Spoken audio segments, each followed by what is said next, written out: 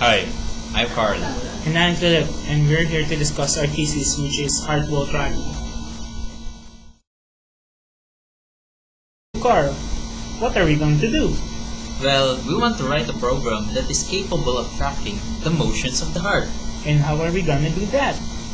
We will use optical flow.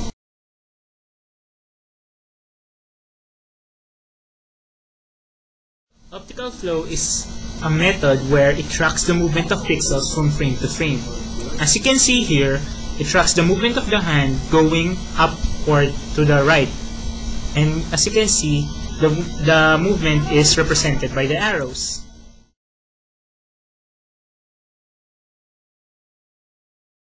Motion of the heart is properly tracked. We can predict its movement and compute for different parameters needed by radiologists and cardiologists. So we will really be helping radiologists and cardiologists, right? Yes, if we can predict the movement, it would be a big help to a radiologist in maintaining the focus of the heart imaging machine and lessen the time needed for the cardiologist to analyze the heart image. So, first let us discuss the first two setups. The first setup is without thresholding, Canny filter, and sub-pix. While the second setup is there is no thresholding and no Canny filter, but there is a sub-pix. So what is the difference between these two setups?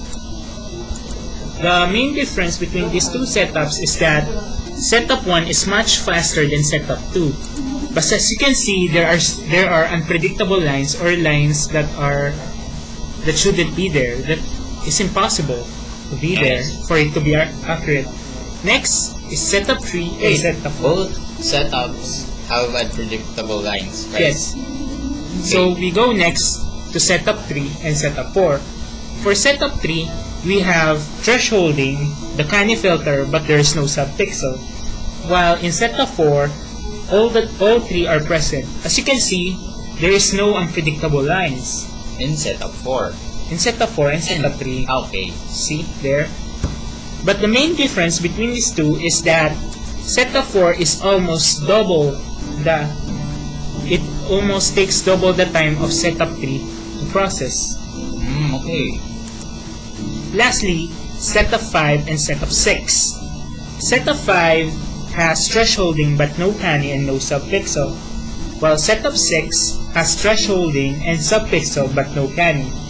As you can see here, the number of unpredictable lines are reduced In setup 5 and 6 in both setups. Okay. And the time it takes, and setup 6 takes a lot more time. Now, if we analyze all of this, we can see that the ones that give much accurate readings are setup 3 and setup 4. But setup 4 takes a lot of time. Now, the ones that reduces the unpredictable lines, as can be seen here, is the adaptive threshold. But the one that really eliminates this is the combination of the adaptive threshold and the Canny filter. So you may ask, what's the difference between so what setup will we use? Will it be setup 3 and setup 4? Well, it's up to you.